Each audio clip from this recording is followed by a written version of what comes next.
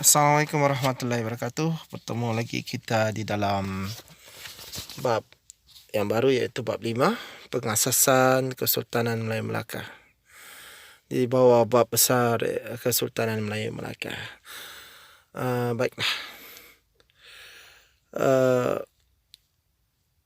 Para Muswara Kesultanan Melayu Melaka diasaskan oleh para Muswara sekitar tahun 14,000. Kesultanan Melayu Melaka merupakan kelangsungan kepada kerajaan masyhur di alam Melayu. Pemilihan lokasi ini menjadikan Melaka sebuah kerajaan yang unggul di alam Melayu. Dan para Muswara berjaya memilih lokasi yang sesuai untuk mengasaskan kerajaan. Pemilihan lokasi yang strategik. 1. Laluan perdagangan. Melaka terletak di laluan perdagangan utama antara timur dan barat. Hal ini membolehkannya mengawal laluan kapal dagang. 2. Bentuk muka bumi. Melaka mempunyai bentuk muka bumi yang berbukit bukau. Keadaan ini sesuai dijadikan benteng pertahanan dan panduan kapal dagang. Dari segi benteng pertahanan, pokok bakau dan api-api yang terdapat di pesisir pantai yang sesuai dijadikan sebagai benteng pertahanan dan pelindung semenjadi yang sukar ditembusi oleh musuh. Dan keempat, terlindung angin monsun. Muara sungai yang terletak di Selat Melaka terlindung daripada tiupan angin monsun. Keadaan ini membolehkan kapal dagang berlabuh di pelabuhan Melaka dengan selamat.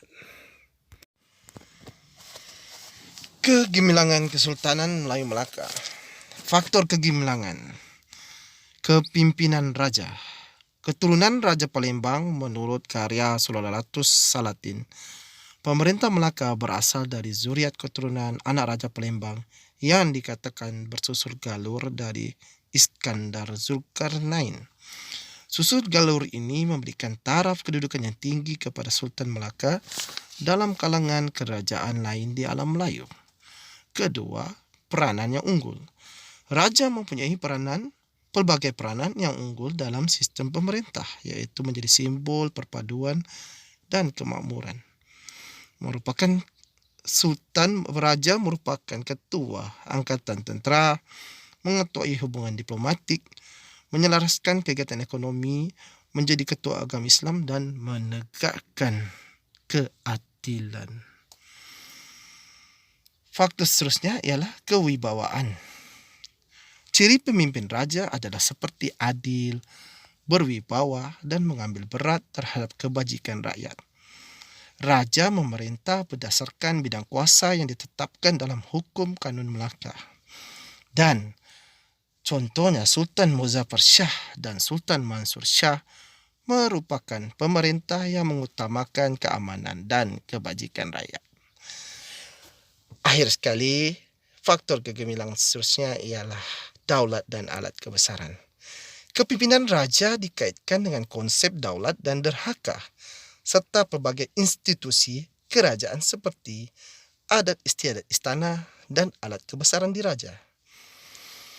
Daulat merupakan kuasa dan kewibawaan raja sebagai pemimpin. Rakyat mengakui kedaulatan raja dengan memberi taat setia sepenuhnya dan tidak boleh menderhaka kepada raja. Contoh alat kebesaran diraja seperti cap mohor, nobat, keris, lembing dan mahkota. Sistem pentadbiran. Sistem pembesar 4 lipatan. Pentadbiran Kesultanan Melayu Melaka berasaskan sistem pembesar 4 lipatan. Sistem ini bermaksud pada setiap peringkat pentadbiran terdapat pembesar yang dilantik bagi membantu mengizinkan pentadbiran. Siapakah yang menduduki tempat teratas dalam Kesultanan Melayu Melaka?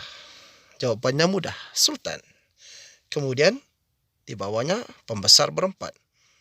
Kemudian pembesar ber-8. Kemudian pembesar 16 dan terakhir pembesar 32. Kita menyentuh tentang pembesar berempat. Hierarki dalam pemerintahan Kesultanan Melaka, iaitu paling teratas ialah Sultan dan di bawahnya pembesar berempat. Pembesar yang pertama ialah bendahara. Bendahara berperanan sebagai penasihat raja, menjadi menteri utama peringkat pusat, ketua terus angkatan perang, juga seorang hakim dan pemangku sultan jika sultan belum dilantik, belum menaiki tahta. Kemudian pembesar kedua ialah penghulu bendahari, pemungut hasil atau ufti, ketua segala bendahari, ketua urus setiap istana dan juga ketua syah bandar. Jawatan pembesar Temenggung. Temenggung berperanan sebagai ketua polis dan ketua polis penjara, penguasa bandar dan kota Melaka, pegawai protokol istana dan juga hakim di darat. Manakala Laksmana ialah hakim di laut, ketua angkatan laut, pengawal pribadi raja-raja, ketua duta dan utusan keluar negara. Sistem perundangan. Hukum Kanun Melaka. Hukum Kanun Melaka mula ditulis semasa pemerintahan Sultan Muzaffar Shah bermula dari 1446 hingga 1456. Disusun semula secara teratur pada masa pemerintahan Sultan Mahmud Shah 1489 hingga 1511. Mengandungi 44 fasal yang berkaitan hak keistimewaan, tanggungjawab raja dan pembesar. Hukum Islam juga terdapat dalam undang-undang ini yang berkaitan dengan jenayah, urusan jual beli dan kekeluargaan.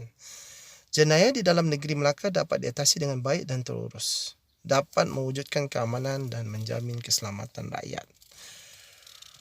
Kedua, Undang-Undang Laut Melaka ditulis semasa zaman Sultan Mahmud Shah, bertujuan untuk menentukan peraturan pelayaran dan perdagangan.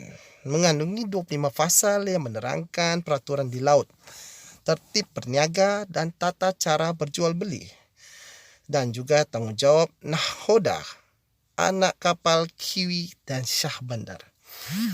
Undang-undang yang penting kerana menyebabkan aktiviti perdagangan berjalan dengan lancar dan adil, memberikan keyakinan kepada para pedagang untuk berdagang di Melaka. Undang-Undang Adat Temenggung diasaskan oleh Datuk Ketemenggungan, berkaitan sistem pemerintahan, pewarisan tahta, perkawinan, perwarisan harta dan perundangan. Berkaitan sistem penggantian sultan, iaitu tahta kerajaan diwarisi oleh lelaki sulung. Mengamalkan sistem pemerintahan beraja dan kuasa tertinggi di tangan sultan atau raja. Aspek kegemilangan. Cara pembentukan empayar melalui penaklukan. Penaklukan dilakukan untuk menjamin keselamatan dan kemakmuran Kesultanan Melayu Melaka. Kawasan taklukan di semenanjung Tanah Melayu ialah seperti Kuala Linggi, Beruas, Pahang, Terengganu dan Kelantan. Kawasan taklukan di Sumatera pula ialah Siak, Rokan, Kampar dan Rupat. Dari segi perkawinan, perkawinan berlaku antara Sultan Melaka dengan puteri diraja kerajaan lain. Perkawinan mengukuhkan lagi hubungan persahabatan dan kekeluargaan antara kerajaan Melaka dan kerajaan lain. Perkawinan Sultan Mansur Shah dengan puteri Majapahit contohnya, Raden Galuh Cendera Kirana, menyebabkan pengaruh Melaka semakin luas. Dari segi naungan, terdapat pemerintah kerajaan lain yang rela bernaung di bawah Kesultanan Melayu Melaka. Antara kerajaan yang rela bernaung termasuklah Lingga, Patani dan Kedah. Raja yang berada di bawah naungan Melaka ditabalkan oleh Sultan Melaka. Kepentingan empayar, kepentingan pembentukan empayar. Dari segi politik, meluaskan wilayah dan jajahan takluk, mengukuhkan hubungan dengan kerajaan yang ditakluk, menyekat pengaruh kuasa serantau seperti Siam, Majapahit dan Pasai. Kedua, dari segi ekonomi, menerima hadiah dalam bentuk wang, emas, biji timah dan bantuan ketenteraan, mendapat bekalan seperti hasil pertanian rempah ratus dan biji timah. Ketiga, dari segi agama, mendorong usaha penyebaran agama Islam, Islam telah berkembang luas ke Pahang, Kelantan, Perak, Timur Sumatera dan Patani. Dan keempat, dari segi sosial, berlaku asimilasi budaya tempatan dengan budaya dari Arab, India, Cina dan Alam Melayu. Wujud masyarakat majmuk berbagai suku dan bangsa. Pusat penyebaran agama Islam. Cara penyebaran agama Islam. Pengislaman pemerintah. Sultan Iskandar Shah memeluk Islam pada tahun 1414. Diikuti pembesar dan rakyat jelata. Agama Islam dijadikan sebagai agama rasmi Kesultanan Melayu Melaka semasa pemerintahan Sultan Muzaffar Shah. Cara penyebaran Islam yang kedua, iaitu perkahwinan. Putri Sultan Mansur Shah berkahwin dengan putra Raja Siak dan Islam kemudiannya berkembang ke Siak.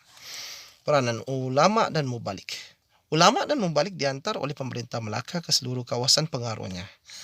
Ajaran tasawuf dan sufi dikembangkan melalui ulama dari Timur Tengah dan India. Antaranya termasuklah Maulana Abu Bakar dan Maulana Yusuf. Sultan Alauddin Riayat Shah mengantar ulama untuk mengajar Raja Pahang Kampar Indragiri tentang hal ehwal agama.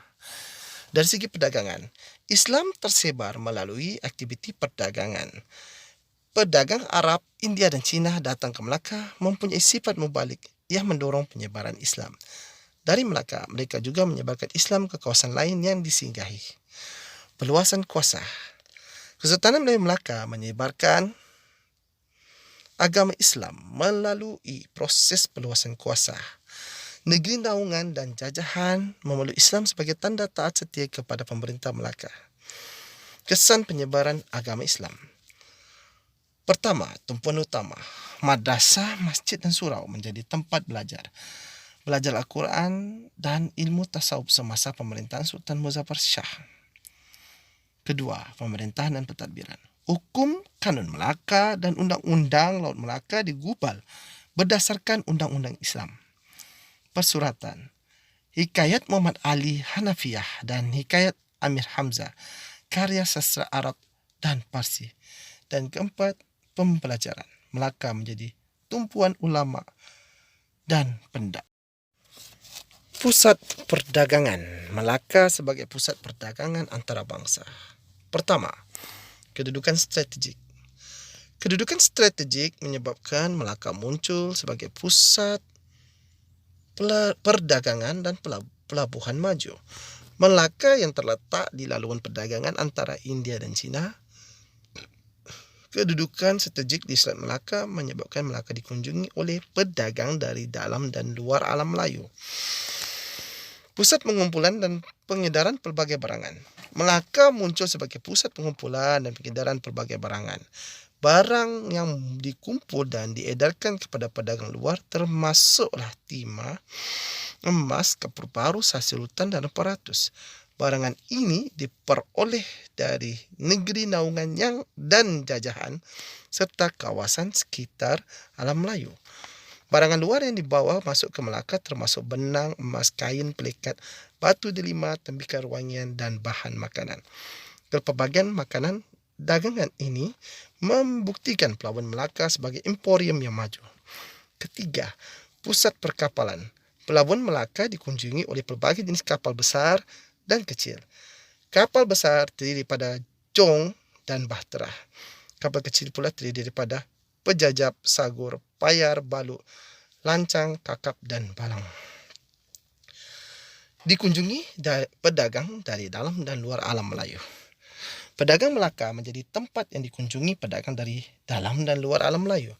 Pedagang dari luar alam Melayu yang paling ramai mengunjungi pelabuhan Melaka ialah pedagang Arab, Cina dan Gujarat. Pedagang Pasai dan Jawa merupakan pedagang yang paling ramai dari alam Melayu. Pelabuhan Melaka juga dikunjungi oleh pedagang dari Brunei, Pegu, Parsi, Turki, Mesir, Luzon, Ceylon, Burma, Kamboja, Champa dan Annam. Untuk pengetahuan anda, kapal Jong milik orang Melayu dibina di Pegu, Jawa. Kapal ini boleh memuatkan 40 hingga 100 orang dan mempunyai saiz lebih kecil berbanding kapal Tong Pegu dan Jawa. Seterusnya, kita masuk kepada subtajuk hubungan luar. Kesultanan Melayu Melaka menjalinkan hubungan luar dalam bentuk hubungan diplomatik dan perdagangan. Kesultanan Melayu Melaka dengan Kerajaan Alam Melayu. Pasai, hubungan berlaku berdasarkan persamaan taraf. Hubungan diplomatik terjalin melalui perkahwinan. Sultan Melaka telah berkahwin dengan Puteri Pasai, Puteri Ratna Kaumalah. Hubungan juga berlaku atas dasar perkongsian pendapat dan perbincangan berkaitan hal agama Islam. Hubungan ini membantu kemunculan Melaka sebagai pusat penyebaran Islam. Demak, hubungan berlaku berdasarkan kepentingan bersama dalam perdagangan dan penyebaran Islam. Kerajaan Demak membekalkan beras, bahan makanan, reparatus dan tentera kepada mereka. Hubungan ini penting bagi menjamin keamanan dan kemakmuran Melaka. Makassar, hubungan terjalin apabila Melaka mengantar utusan persebatan ke Makassar. Hubungan ini berlaku dalam aspek perdagangan, perkapalan, Islam dan kebudayaan dan kesenian. Hubungan ini semakin rapat dengan Kerajaan Makassar mengadai budak raja kepada Sultan Melaka. Majapahit, hubungan terjalin apabila pemerintah Melaka berkahwin dengan Puteri Majapahit. Hubungan ini dapat mengukuhkan lagi persahabatan dengan Majapahit. Hasil hubungan ini, wilayah Melaka menjadi semakin luas dan tamatnya ancaman daripada Majapahit. Hubungan Kesultanan Melayu Melaka dengan Kerajaan Alam Luar Melayu. Melaka menjalinkan hubungan diplomatik, persahabatan dan perdagangan dengan China berikutan kunjungan utusan yang diketuai oleh Hincing pada tahun 1403, Laksamana Zhanghe pada tahun 1405. Maharaja China mengurniakan payung kuning, cap mohor dan persalinan pakaian sebagai tanda pengiktirafan kepada Sultan Melaka. Melaka mendapat naungan dan perlindungan daripada China. Pengiktirafan dan perlindungan daripada China dapat mengelakkan Melaka daripada ancaman Siam. Melaka mahu situasi menang-menang dengan Siam untuk mengekalkan kedaulatannya. Melaka menjalinkan hubungan diplomatik dan perdagangan dengan Kerajaan Rukyu.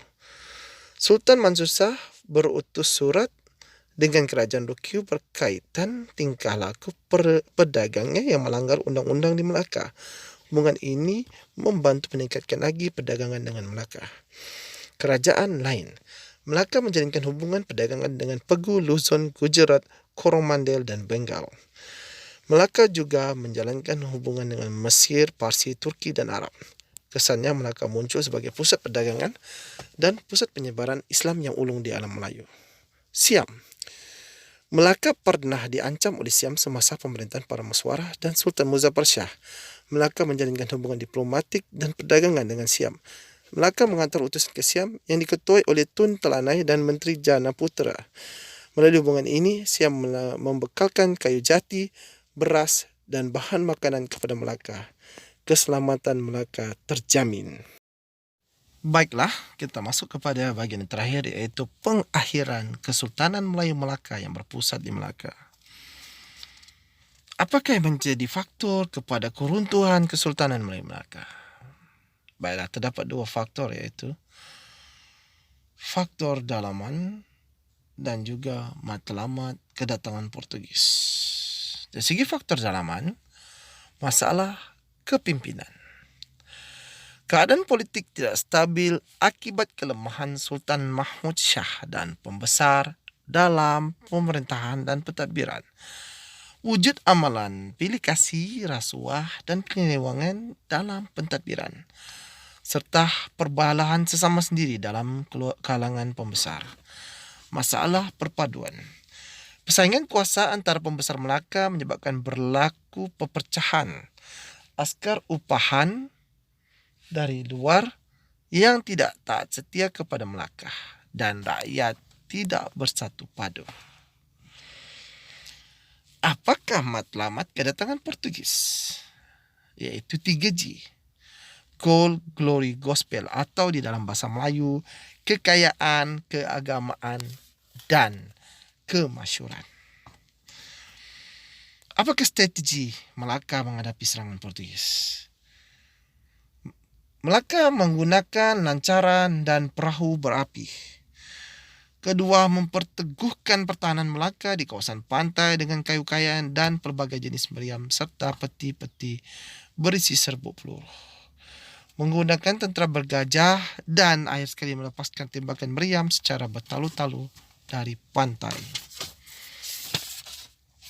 Sekian saja daripada cikgu. Terima kasih kerana menonton. Berjumpa lagi dalam part seterusnya. Terima kasih.